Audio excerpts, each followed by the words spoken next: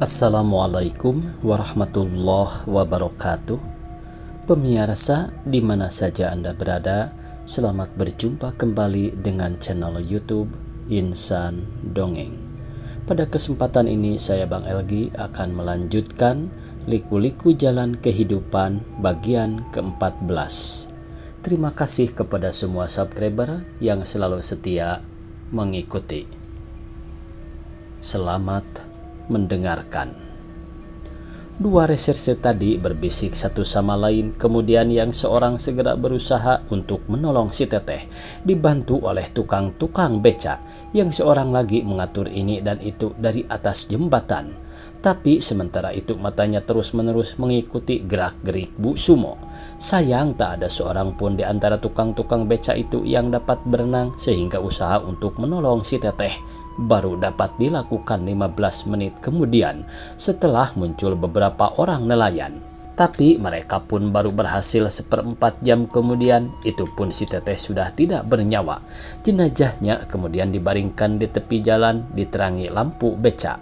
Pakaiannya ternyata sudah lepas semua, mungkin terlepas ketika bergumul dengan sakaratul maut. Seorang tukang becak yang merasa kasihan dengan sukarela melepaskan kain terpal becaknya untuk menutupi sebagian tubuh si Teteh yang terbaring dingin di tepi jalan menanti datangnya ambulan yang ditelepon polisi. Hiba hati Bu Sumo memandang jasad si Teteh. Mengapa nekat amat Teteh? Kan saya sudah berkata, susah senang kita pikul bersama. Kan saya sudah berkata, mustahil saya tega membiarkan Teteh terlantar. Teteh, mengapa memilih jalan begini? Demikianlah seraya berjongkok itu di dalam hatinya Bu Sumo terus-menerus menyesali tindakan si Teteh. Tahu ia bahwa penanggungan si Teteh memang sangat berat. Tahu pula ia bahwa kematian Salim memang merupakan pukulan yang amat berat bagi si Teteh. Maka dari itu tak jemu-jemu ia memberi hiburan, tak putus-putus memberi nasihat agar si Teteh jangan sampai putus harapan. Oh tubuh, rapuh amat tubuh ini. Lagi Bu Sumo menyadari lemahnya tubuh manusia, lemah, rapuh dan sangat mudah dikalahkan. Lemah, rapuh, gampang sakit dan gampang mati. Padahal beberapa menit yang lalu tubuh itu masih hidup, masih dapat berbicara, masih dapat bergerak. Akhirnya Bu Sumo tak kuat memandang terus tubuh si Teteh. Keharuan hatinya telah mendorong air matanya mengucur deras. Bu Sumo menangis sedih karena hatinya yang amat halus itu tersentuh oleh getaran rasa berdosa karena tidak dapat menghindarkan perbuatan nekat si Teteh. Oh Teteh, semoga dosamu diampuni Tuhan. Sudah, tak usah menangis. Menangis juga tak ada gunanya. Terdengar satu suara dari belakang Bu Sumo. Pelan Bu Sumo menoleh, pandangnya tertumbuk kepada wajah reserse yang memandang kaku kepadanya. Ternganga mulut Bu Sumo, ia merasa takut, merasa lebih takut lagi melihat bagaimana reserse itu memandang kepadanya sambil bertolak pinggang, sedangkan matanya terus-menerus menatap tajam. Pada saat itu hati kecil Bu Sumo melecut-lecut menyuruh lari, tetapi kakinya tak kuasa berdiri. Ia hanya dapat mengingsut undur sedikit demi sedikit. Mau kemana? Lagi suara tajam reserse mengejutkan Bu Sumo. Kali ini suara itu diikuti dengan sentakan ke tangan Bu Sumo, sehingga ia terangkat bangkit. Bapak, dengan susah keluar sepatah kata dari mulut Bu Sumo yang mulanya hendak memprotes. Ia tak dapat melanjutkan perkataannya karena sebuah benda dingin dan keras telah melekat di pergelangannya sehingga Bu Sumo mendadak lemah lunglai dan tak dapat berbicara. Kiranya kedua reserse itu sudah sejak semula menaruh curiga kepada Bu Sumo, sebab memang bukan hal yang biasa apabila di tengah malam buta ada seorang wanita mengikuti wanita lainnya dengan sikap yang mencurigakan. Maka dari itu kedua reserse itu sejak tadi mengikuti terus gerak-gerik Bu Sumo. Mereka melihat juga ketika Bu Sumo mengejar si Teteh dan merenggutnya, melihat pula bagaimana kedua perempuan itu bergumul. Tangan Bu Sumo yang bergerak cepat untuk menangkap si Teteh sebelum sebelum menceburkan dirinya ke sungai. Dari kejauhan kelihatan seperti tangan yang mendorong lawannya. Maka dari itu tidaklah mengherankan kalau seruan minta tolong Bu Sumo dianggap hanya sebagai seruan pura-pura. Seruan maling berteriak maling. Segera Bu Sumo dibawa ke kantor polisi, kemudian dimasukkan ke kamar tahanan. Keesokan harinya, mulai jam 9 pagi sampai jam 2 siang, Bu Sumo diperiksa dengan teliti. Habis diperiksa, dikurung lagi. Hari berikutnya, Bu Sumo diperiksa lebih teliti lagi. Habis diperiksa, dikurung lagi. Begitu seterusnya, sampai 5 hari terus-menerus Bu Sumo diperiksa dan dikurung. Hari ke-6 merupakan hari terakhir Bu Sumo diperiksa, sebab pada hari ke-7 ketika seorang polisi akan membebaskan Bu Sumo karena hasil pemeriksaan selama 6 hari itu menunjukkan bahwa Bu Sumo tidak bersalah. Perempuan malang itu didapati dalam keadaan telanjang bulat. Kepalanya berlumuran darah, rambutnya terurai, matanya bengkak dan merah, sedang tangannya tak henti-hentinya memukuli dada dan kepalanya. Rupanya ia telah berubah ingatan alias menjadi gila. Agaknya kemalangan yang dialami Bu Sumo kali ini benar-benar tidak tertanggung olehnya, sebab sebenarnya telah lama Bu Sumo menyadari kemalangan nasibnya, sehingga seringkali ia mengeluh. Seringkali di malam sunyi ia menangis karena rasakan beratnya derita, merasa pahitnya nasib. Pada saat-saat seperti itu, ia merasa hidupnya amat celaka. Ia menyesali kehidupan ini dan menyesali juga Tuhan. Ya Allah yang Maha Agung, mengapa Engkau membiarkan hamba menderita seperti ini? Ketika Sumo diberitahu tentang keadaan ibunya dan diberi kesempatan menengok, sadarlah ia bahwa ibunya tak waras lagi. Memang Sumo merasa amat sedih, tapi ia bukan seorang penangis seperti Dali yang masih anak-anak. Walaupun waktu itu ia termenung, menungannya itu tanda kedewasaan seorang anak yang sadar betul akan kewajibannya. Ia mencari-cari jawab atas pertanyaan, akan sembuhkah ibu? Apakah tidak lebih baik dibawa pulang saja ke Cipanas? Betul-betul bingung Sumo, hingga kebingungannya membayang jelas pada air mukanya. Hal itu membuat Hiba, kepala polisi yang melihatnya. Mari ikut Bapak nak, ajaknya ramah seraya mengulurkan tangan. Dituntunnya kedua anak itu, Sumo di tangan kanan, Dali di tangan kiri, dibawa masuk ke kamar kerjanya. Boleh ibu dibawa pulang Pak? Tanya Sumo setelah duduk. Kepala polisi itu tak lantas menjawab, melainkan sedetik dua termenung. Pertanyaan Sumo olehnya dipertimbangkan betul-betul. Ia mengerti bahwa Sumo cukup besar rasa tanggung jawabnya, tapi anak itu tidak mungkin dibebani seorang ibu yang sakit ingatan. Maka kepala polisi itu kemudian menggelengkan kepala. Lebih baik jangan nak, katanya. Bapak rasa lebih baik dibawa ke rumah sakit agar lekas sembuh. Apakah dapat sembuh lagi? Sumo bertanya lagi penuh minat. Tentu saja, jangan khawatir. Bersinar mata Sumo mendengar jawaban itu, tapi sejenak kemudian kembali ia termenung. Ia mengkhawatirkan sesuatu, kemudian dicetuskannya kekhawatirannya itu. Harus bayar? Tidak Pak. Kepala polisi tersenyum tanda mengerti akan kekhawatiran Sumo. Tentu saja harus, katanya. Tapi jangan khawatir, pemerintah yang akan membayarnya nanti. Pemerintah? Tanya Sumo heran.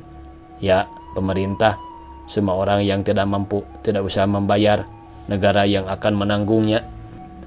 Bagi Sumo agak membingungkan keterangan itu. Ia tidak tahu apa hubungannya orang yang tidak mampu dengan negara dan apa hubungannya ibunya dengan pemerintah. Maka sekali lagi ia meminta kepastian. Jadi saya tidak usah membayar apa-apa? Tidak, jangan khawatir. Nanti segala-galanya Bapak yang urus. Oh, terima kasih Pak, terima kasih, kata Sumo. Sumo kini merasa agak lega ibunya dapat sembuh kembali dan ia tidak usah membayar apa-apa. Di samping itu ia juga berbesar hati karena kepala polisi menjanjikan akan mengurus segala-galanya. Pertanyaan yang belum terjawab olehnya kini hanyalah mengenai dirinya sendiri dan Dali adiknya. Tapi mengenai hal itu ia tidak mau bertanya kepada orang lain, juga tidak kepada kepala polisi. Hal itu rupanya akan dipecahkannya sendiri. Ini merupakan suatu bukti bahwa segala kesukaran yang telah dialaminya tidak menyebabkan ia berputus asa. Malah sebaliknya makin ulat ketika kepala polisi menanyakan apakah ia dan Dali bersedia dipelihara di rumah piatu. Sumo menolak tegas dan mengatakan hendak berusaha sendiri. Tetapi ketika ditanya hendak berusaha apa, Sumo tidak dapat menjawab tegas kecuali usaha apa saja Pak, asal jangan mencuri. Kalau di sini susah, barangkali saya akan pulang ke Cipanas. Di sana masih ada empang dan kebun sedikit. Kalau begitu, Bapak rasa lebih baik pulang saja. Memburu di sini tak tentu, bukan? Kalau pulang sekarang jauh ke ibu Pak, kata Sumo. Nanti kalau ingin menengok susah, tak cukup ongkos sedikit. Sesungguhnya perhatian Sumo kala itu semata-mata hanya berpusat kepada ibunya, bukan kepada dirinya sendiri atau kepada adiknya. Mengenai dirinya sendiri dan adiknya, persoalannya dianggap mudah saja, cukup dijawab dengan bagaimana nanti saja. Tapi bagaimana uletnya pun Sumo tetap belum dewasa, ia baru merupakan pemuda tanggung dan dengan sendirinya masih memerlukan bimbingan orang tua. Ia masih memerlukan kehadiran seorang ibu. Ibu baginya merupakan tempat ia mencurahkan perasaannya. Kehadirannya menenteramkan hatinya, senyumnya membesarkan harapan. Melihat senyum itu, lupalah ia akan kelelahan tubuhnya dan berkobarlah lagi semangatnya. Ibarat pelita yang sudah kehabisan minyak dan sudah hampir mati berkelip-kelip mendapat lagi tambahan minyak. Napas ibu seakan-akan menghembuskan daya hidup di dalam rumahnya sehingga segala perabotan dan segala ruangan seakan-akan jadi berjiwa. Semuanya dapat menceritakan kehadiran, kasih sayang dan ketelatenan ibu. Kini dalam beberapa hari ini ia tidak merasakan itu semua. Tak melihat lagi senyum ibunya yang melapangkan dadanya, tidak mendengar lagi tegur sapanya yang menikmatkan hatinya. Rumahnya seakan-akan telah menjadi kuburan yang amat sunyi, dingin dan mati. Pada suatu hari mereka mendapat panggilan kilat dari kepala polisi, katanya, dan berita penting mengenai ibunya. Kepala polisi itu hendak menyampaikan berita tentang Bu Sumo bahwa perempuan yang malang itu telah meninggal dunia akibat serangan penyakit radang paru-paru. Jenazahnya telah dimakamkan oleh suatu badan amal yang biasa mengurus jenazah yang dianggap tidak mempunyai keluarga. Tak dapat berkata-kata Sumo mendengar berita itu. Matanya bengong, mulutnya ternganga. Sedetik kemudian bibirnya berkomat kamit seperti monyet makan asam, dan matanya berkedip-kedip seperti kelilipan. Tiap kedipan matanya diikuti dengan tetesan air mata. Dengan mata yang basah itu, ia termenung memikirkan ganjilnya jalan hidup manusia yang penuh dengan liku-liku. Namun bagaimana banyaknya pun liku-liku kehidupan itu, pada akhirnya ternyata menuju kematian juga. Teringat akan itu, akhirnya Sumo tak kuasa lagi menahan tangisnya. Dengan deras mengucurlah air matanya. Sumo meraih Dali ke pelukannya seraya menangis sedih. Sumo menuntun Dali keluar dari kamar kepala polisi. Sepanjang jalan, kedua anak itu terus-menerus mengucurkan air mata. Kepala polisi termenung-menung sejurus lamanya memikirkan malangnya nasib yang menimpa anak manusia. Termenung-menung memikirkan Sumo dan Dali yang sudah tidak nampak lagi. Ia termenung-menung terus hingga telepon berdering. Ia lupa mengangkat gagang telepon itu dan baru bangkit dari kursinya ketika kepala jaga masuk memberitahukan ada kebakaran di Kampung Baru. Mengenai berita kebakaran itu, kepala polisi hanya memberikan reaksi rutin. Diperintahkannya anak buahnya supaya memberi pertolongan dan menjaga keamanan dan menyelidiki asal mulanya kebakaran. Tetapi setelah itu perhatiannya kembali memusat kepada Sumo dan Dali. Ia memutuskan untuk menolong kedua anak itu, maka diperintahkannya seorang bawahan untuk memanggil kembali Sumo dan Dali.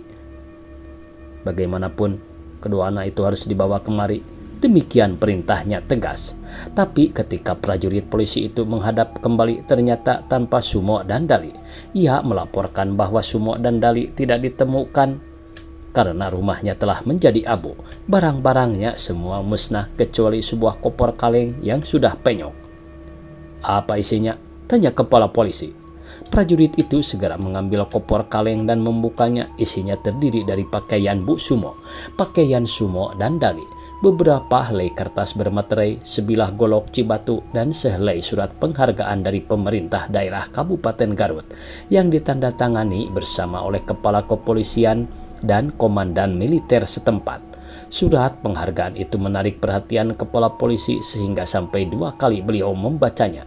Kemudian disimpannya baik-baik. Sebuah koran tua yang dijadikan alas koper ternyata memuat berita mengenai kepahlawanan Sumo. Gambar Sumo dimuat pula dalam koran itu. Cari mereka, cari sampai dapat. Lagi-lagi kepala polisi memerintahkan anak buahnya untuk mencari Sumo dan Dali. Mungkin mereka pulang ke Cipanas, carilah. Kemanakah gerangan perginya kedua anak itu? Entahlah, tak seorang pun tahu. Mungkin karena merasa tidak lagi mempunyai apa-apa, tidak mempunyai ibu bapak, tidak mempunyai rumah, tidak mempunyai makanan, tidak mempunyai uang. Mereka kebingungan lalu pergi terlunta-lunta menurutkan langkah kakinya.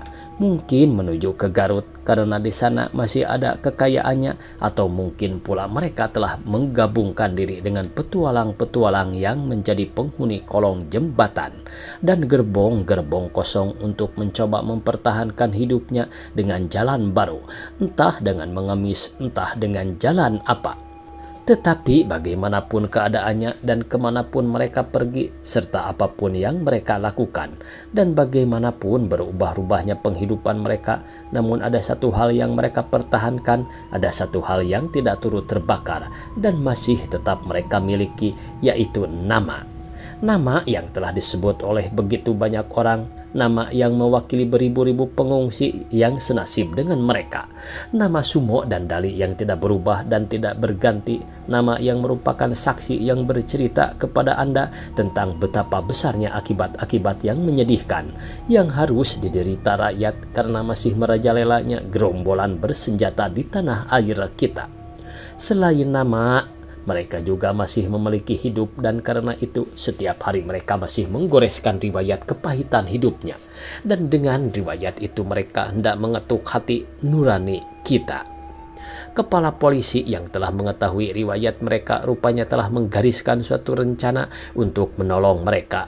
Dan itu sebabnya beliau memerintahkan bawahannya untuk mencari Sumo dan Dali. Tapi Sumo dan Dali sudah keburu pergi dengan mata bengkak, dengan perut kosong, dengan langkah berat, dan dengan hati sedih. Pergi dengan menyusuri rel kereta api yang menuju ke kota. Mereka memang bermaksud pulang ke Garut. Sengaja mereka berjalan menyusuri rel karena mereka masih ingat ketika dulu dari Garut ke Jakarta mereka hanya melihat satu rel. Untuk mengikuti jalan raya mereka khawatir sesat jalan. Tetapi setelah sampai di kota dan melihat begitu banyak rel, mereka jadi bingung, tak tahu rel mana yang harus diikuti. Kita harus menempuh jalan yang menuju ke arah timur, Li. Tidak sesat nanti, Kak Sumo, kata Dali dengan muka meringis karena kakinya sudah sakit. Dali meludahkan air liurnya karena tenggorokannya sudah kering kehausan. Aku tahu, kata Sumo. Purwakarta ada di sebelah timur Jakarta, Bogor di selatan, Banten di sebelah barat. Tidak salah. Jadi kita harus ke Purwakarta dulu, Kak. Aku sudah lelah betul rasanya, Kak. Ya, kita ke Purwakarta dulu, Li. Terusnya dari sana ke Cikampek, belok kanan. Terusnya, muka Dali tambah meringis. Kalau terus ya ke Padalarang, Cimahi, Bandung. Dari Bandung kita membonceng truk atau apa saja ke Garut. Jauh betul, Kak. Aku tak sanggup rasanya kalau harus berjalan kaki. Kalau dari sini saja kita membonceng, bagaimana? Sumo meneliti kaki Dali. Pandangnya naik terus ke tubuh, ke muka. Bayangan lelah nampak benar pada wajah dan tubuh adiknya. Sumo menunduk. Dari sini saja kita membonceng, Kak. Bukankah banyak truk yang muat barang ke Bandung? Kepala Sumo mengangguk lemah. Ia memang pernah beberapa kali memuati truk yang hendak ke Bandung. Ya, apa salahnya kalau coba membonceng? Terus terang saja minta tolong kepada supirnya. masih tidak diperbolehkan? Demikian Sumo berpikir. Waktunya habis pemirsa, dicukupkan sekian. Semoga esok kita bisa berjumpa kembali. Billahi taufiq wal hidayah. Wassalamualaikum warahmatullahi wabarakatuh.